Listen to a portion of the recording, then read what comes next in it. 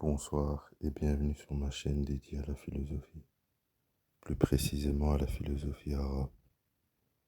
Assalamu alaikum, ahlan wa sahlan. Dans mes précédentes vidéos concernant la manière de concevoir la causalité, j'avais présenté la conception métaphysique de la causalité selon le philosophe Al-Ghazali et la conception scientifique selon le philosophe Ibn Rushd, dit Averroès de son nom latin. Nous avons vu comment ils comprenaient la causalité à partir de leurs réflexions philosophiques, de leur rapport au monde sensible et à la métaphysique. D'une part, nous avions une conception profondément religieuse, métaphysique et transcendante, et d'autre part, une conception profondément axée sur le monde physique, empirique et émanent. J'avais conclu que, pour le philosophe Al-Ghazali, la connexion causale entre les étangs est inexistante empiriquement, car selon lui, Dieu utilise les choses comme des occasions, selon sa théorie occasionaliste. Il utilise les étangs pour transformer, modifier ou faire varier les étangs qui subissent des altérations. Tandis que celle d'Ibn Rushd, de son nom latin Averroès, elle se montre beaucoup plus réaliste, scientifique et attentif au monde sensible. Et finalement, cela permet de produire de la connaissance. Certains d'entre vous se demandent sûrement ce que fait le philosophe allemand Georg Wilhelm Friedrich Hegel au milieu de la photo de profil entre Ibn Rushd et Al-Ghazali. Vous allez très vite comprendre où je veux en venir si vous suivez la vidéo jusqu'à la fin. Car s'il est là, ce n'est pas pour décorer, c'est qu'il a un rôle à jouer, un rôle extrêmement important, décisif et conciliateur. Selon moi, la pensée de ce philosophe allemand est indispensable pour comprendre, faire la part des choses, et non pas opposer, mais concilier, voire dépasser ces thèses qui semblent opposées mais qui au fond se complètent. Pour comprendre cette articulation, il est nécessaire de me suivre jusqu'à la fin de la vidéo. Cela pourrait sembler pour certains original, pour d'autres anachronique, mais ce n'est pas le cas justement. Il s'agit d'outils philosophiques que je mobilise dans deux concepts qui vous permettront de comprendre via la pensée de Hegel qu'au fond, Al-Ghazali et Ibn Rushd se complètent davantage qu'ils ne s'opposent. Je rappelle que ma chaîne traite de la philosophie en général, et plus précisément de la philosophie arabe.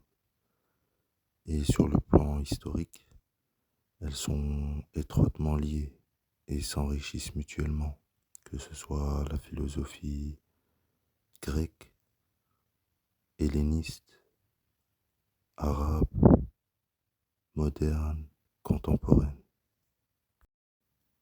Avant tout, qui est Georg Wilhelm Friedrich Hegel, pour ceux qui ne le connaissent pas.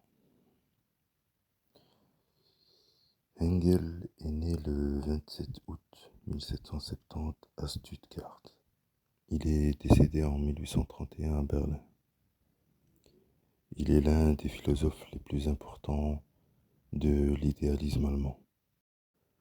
L'idéalisme allemand est un mouvement philosophique né au XVIIIe siècle, dont Hegel est l'une des figures centrales de ce mouvement, mais également de la philosophie moderne. Hegel a une formation intellectuelle très riche. Il a étudié la théologie, les lettres et la philosophie. Il a développé un système de pensée très complexe, visant à comprendre la totalité du réel à travers la raison. Le lire est passionnant, mais cela ne suffit pas, car il utilise des mots très techniques et ne pas être familier avec ces termes-là pourrait rendre la lecture difficile à digérer. J'ai découvert Hegel lorsque j'étais très jeune.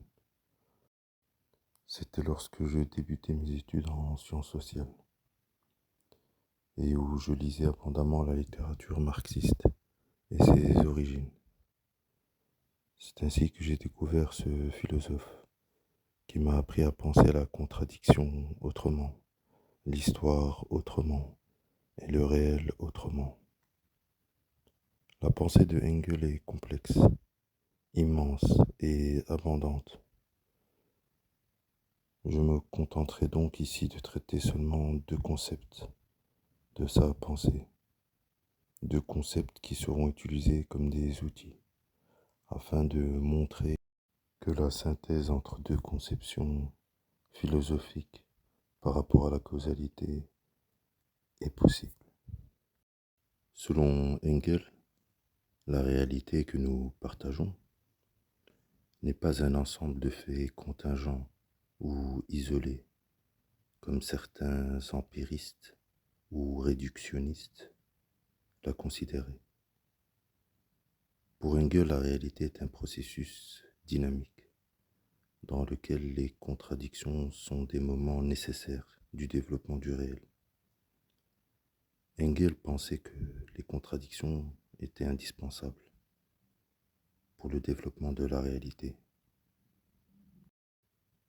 Ce mouvement de la réalité est ce qu'il nomme la dialectique. La dialectique en philosophie est une méthode de raisonnement. C'est une discussion, si vous voulez, un dialogue, où les interlocuteurs tentent, après raisonnement et échange, de supprimer les contradictions pour arriver à la réalité, à la vérité, ou du moins à ce qui semble être vrai, juste, cohérent. On retrouve cette méthode chez les philosophes de l'Antiquité, comme chez Platon par exemple, chez les philosophes médiévaux, modernes et contemporains. La dialectique hegelienne ne consiste pas seulement en une opposition figée entre une thèse et une antithèse, mais un processus de dépassement. C'est-à-dire qu'il voit les choses comme nécessaires et non pas seulement opposées. Selon Hegel, la thèse et l'antithèse s'imbriquent l'une à l'autre pour aller vers un dépassement. Donc selon lui, cette opposition est nécessaire. Il ne rompt pas avec la thèse ou l'antithèse. Il les conserve tout en essayant de les élever à un niveau supérieur de compréhension de la réalité. Selon lui, les deux positions contiennent la vérité. Et leur opposition permet justement de dépasser cette opposition pour aller vers ce qu'il appelle une synthèse. Pour cela, je vais me concentrer uniquement sur deux concepts qui serviront d'outils nécessaires au sein du système philosophique hegelien. Le vocabulaire de Hegel est complexe et les relations conceptuelles entre les termes, en apparence simples, sont particulièrement exigeantes. Mais il me semble important de comprendre cette opposition entre Al-Ghazali et Ibn Rushd à la lumière de la pensée de Hegel. Concernant les deux concepts, nous nous concentrerons sur la contradiction au sens hegelien et la dialectique au sens hegelien. Mais d'abord, définissons ce qu'est la contradiction d'un point de vue général et d'un point de vue hegelien. La contradiction est lorsque deux propositions, linguistiquement parlant, sont contraires philosophiquement parlant. Elles ne peuvent pas être vraies en même temps. L'une est vraie et l'autre est fausse forcément. Toutefois, la raison hegelienne, à savoir la pensée de Hegel, affirme que tout être contient en lui une contradiction interne. Chaque chose porte en elle son contraire.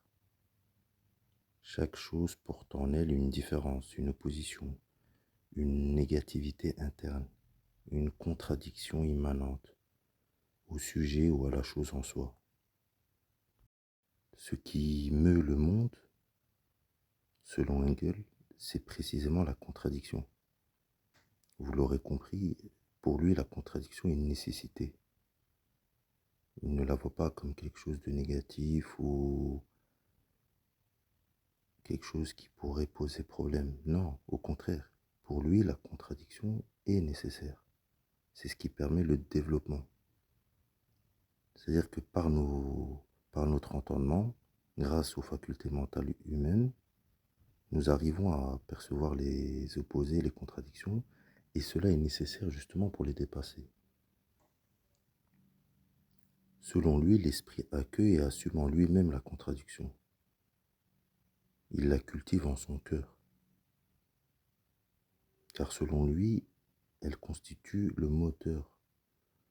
C'est le moment décisif de la dialectique, le moment fondamental de la réalité, pour justement être dépassé.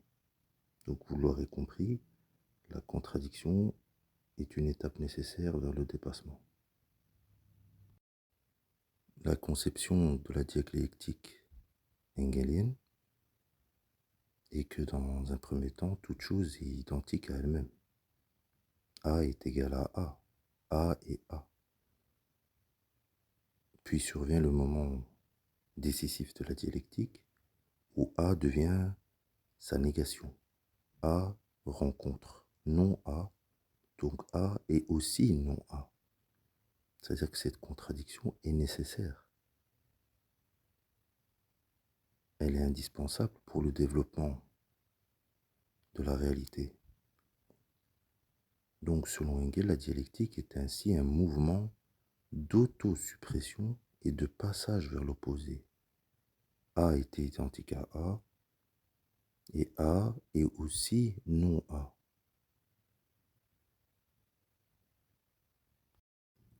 A est non A dans le sens où cette contradiction est nécessaire. Donc A n'est plus en face de son identique, il est en face de son opposé. Donc plus de non A qu'il s'agit, mais de B dans le sens où A n'est plus face à son identique. J'espère que l'analogie est claire. Donc A et B ne subsistent pas isolément. Ils se nient ou s'auto-nient réciproquement, ce qui conduit à une nouvelle détermination. Et cette nouvelle détermination est C. Car dans un premier temps, A est identique à A. Dans un deuxième temps, A rencontre sa négation, qui est B, qui n'est plus lui-même. Donc il se renie. Mais cette contradiction dans la pensée d'Hegel est nécessaire, car c'est elle qui permettra le dépassement et une nouvelle détermination qui sera C.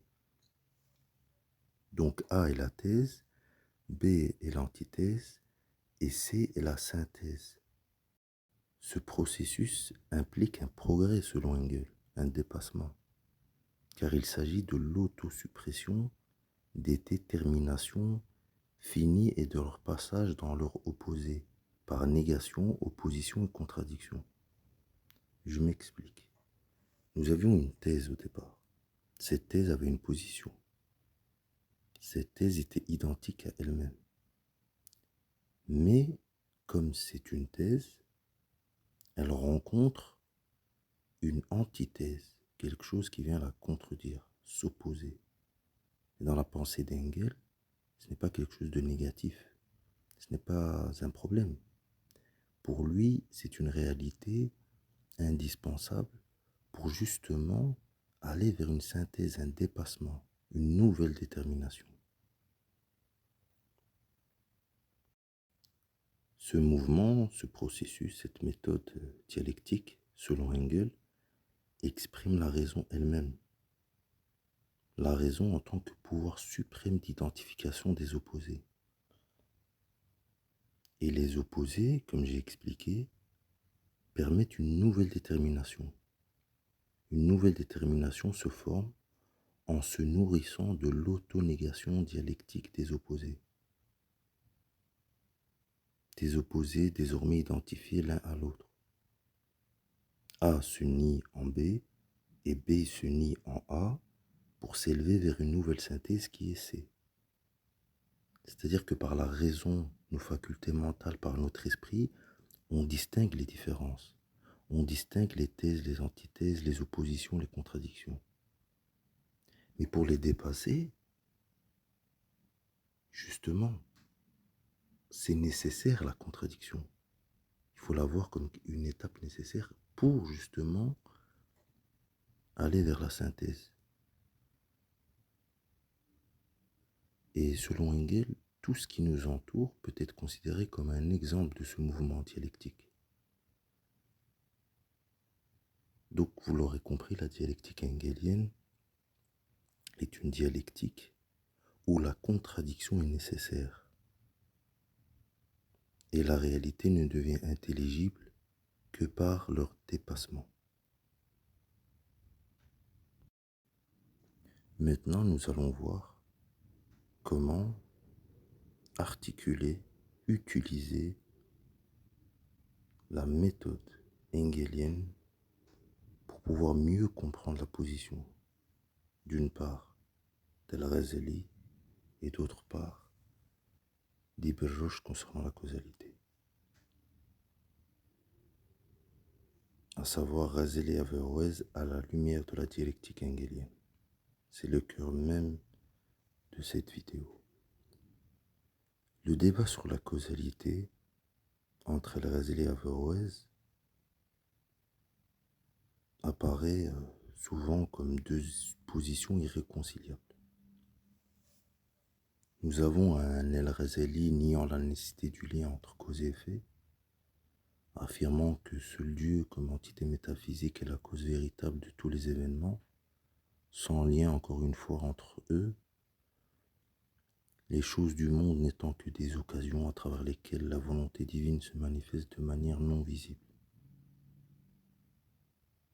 La causalité naturelle, selon lui, n'a aucune nécessité propre, ni action entre les étangs. Et à l'inverse, Ibn Rushd défend la causalité naturelle comme fondement de la science, de la connaissance et de l'intelligibilité du monde. Pour lui, contrairement à Al-Ghazali, les étangs possèdent des natures, des dispositions et des puissances propres, grâce auxquelles ils produisent nécessairement leurs effets. Sans cette nécessité, il n'y aurait ni définition, ni démonstration, ni savoir véritable, ni connaissance. Ces deux conceptions peuvent se concilier. Dans une lecture hegelienne, selon les deux concepts expliqués, comme une thèse et une antithèse, conciliables vers une synthèse. Al-Ghazali met en avant la dépendance stricte du monde à l'égard de Dieu et la négation de la rationalité naturelle. Quant à Ibn Rushd, il affirme la rationalité du monde et la nécessité des causes, mais peut sembler isoler la nature de son fondement ultime, à savoir la métaphysique.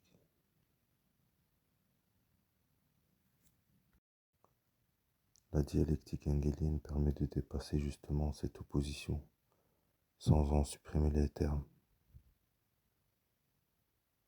Contre Al-Ghazali, en articulant la dialectique hegelienne, elle pourrait permettre de voir les choses autrement et affirmer la réalité et la nécessité de la causalité naturelle face à sa thèse, contre la lecture que fait Ibn Rushd de la causalité face à Al-Ghazali.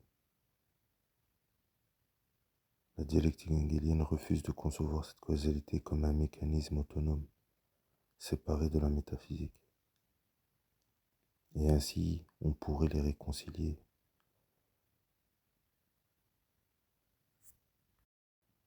Dans cette lecture hegelienne, je vois la causalité naturelle ni comme une illusion, ni comme un simple mécanisme ou automatisme.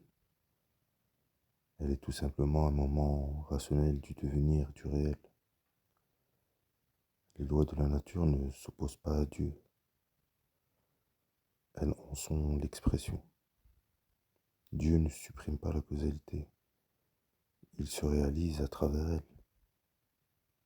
Je veux dire par là que Dieu se sert des étangs pour établir la connaissance, permettant à l'homme de comprendre les relations entre les étangs, tout en restant derrière ses actions. La causalité devient donc le lieu même où se réconcilient monde sensible, rationalité et métaphysique. La pensée de Hegel n'annule ni la thèse d'Al-Ghazali, ni la thèse d'Ibn Rushd. Elle les intègre ensemble en montrant que chacun exprime un moment nécessaire d'une problématique beaucoup plus large. Je veux dire par là que la thèse ghazalienne a besoin de l'antithèse averroésienne de Ibn Rushd pour aller vers la synthèse intégrant l'entité métaphysique, se servant des lois de la nature pour produire de la connaissance en prenant en compte la connexion entre les étangs.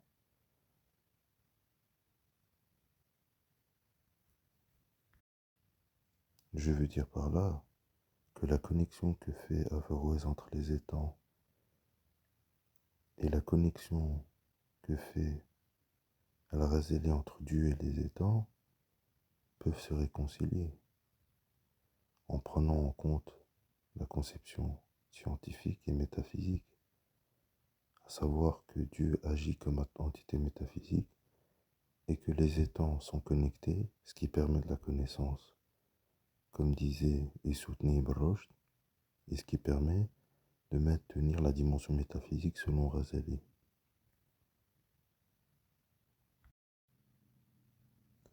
Là où Ghazali exclut la connexion entre les étangs, je la prends en compte au sens averroésien. Et là où Ibn Rushd, à savoir Averroès, se focalise trop sur la causalité, je prends en compte l'entité métaphysique. Cette lecture ne vise donc pas à désigner une thèse qui serait vraie uniquement, mais à proposer une conciliation conceptuelle permettant de penser la causalité comme à la fois réelle et rationnelle, et enracinée dans la métaphysique au sens ghazalien. La controverse donc n'y apparaît plus comme un simple affrontement de deux positions, mais comme un mouvement progressif de compréhension du réel. Al-Ghazali avait tort de croire qu'il n'y avait pas de connexion entre les étangs, et Ibn Rushd, Averroès, avait tort de tout concentrer sur la connexion entre les étangs dans une lecture purement aristotélicienne. Et Al-Ghazali avait raison de mobiliser l'entité métaphysique derrière cela. Et Averroès, Ibn Rushd avait raison de chercher à comprendre la causalité et tenir en compte la connexion entre les étangs pour justement produire de la connaissance. En fin de compte, ni l'un ni l'autre n'avait raison, ni l'un ni l'autre n'avait tort. Il suffisait simplement de se compléter, de se connecter pour mieux aller de l'avant. Le débat sur la conception de la causalité entre Al-Ghazali et Ibn Rushd est souvent présenté comme une opposition radicale, stricte. Al-Ghazali est présenté comme un philosophe qui nie la nécessité du lien causal et affirme que seul Dieu est la cause véritable des événements. Et Ibn Rushd est présenté comme quelqu'un qui défend la causalité naturelle, comme condition de la science et de l'intelligibilité du monde. ce qui est vérifiable à travers leurs œuvres. À la lumière de la dialectique hegelienne, j'ai essayé, en tout cas j'espère, avoir concilié ces deux positions qui, malgré qu'elles semblent opposées, peuvent toutefois être comprises non comme contradictoires, mais comme complémentaires. Al-Ghazali rappelle la dépendance du monde à l'égard du fondement métaphysique, tandis qu'Ibn Rushd affirme la rationalité et la nécessité des lois naturelles. La dialectique hegelienne permet de dépasser cette opposition sans abolir la thèse ou la contre-thèse. Je dirais que la causalité naturelle est réelle et nécessaire, mais elle n'est pas indépendante du fondement métaphysique. La causalité apparaît alors comme le lieu de réconciliation entre monde sensible, rationalité et métaphysique, c'est-à-dire que sa conception dans la synthèse est à la fois rationnelle et métaphysique, en prenant en compte qu'il y a une entité supérieure métaphysique qui agit sur les états, tout en permettant à l'homme de voir entre les états une connexion permettant de la connaissance, ce qui permet d'enrichir le savoir et d'avoir une meilleure qualité au niveau épistémique de la connaissance. Cette lecture ne vise pas à désigner un vainqueur, mais à montrer que la compréhension du réel progresse par l'intégration des oppositions plutôt que par leur exclusion.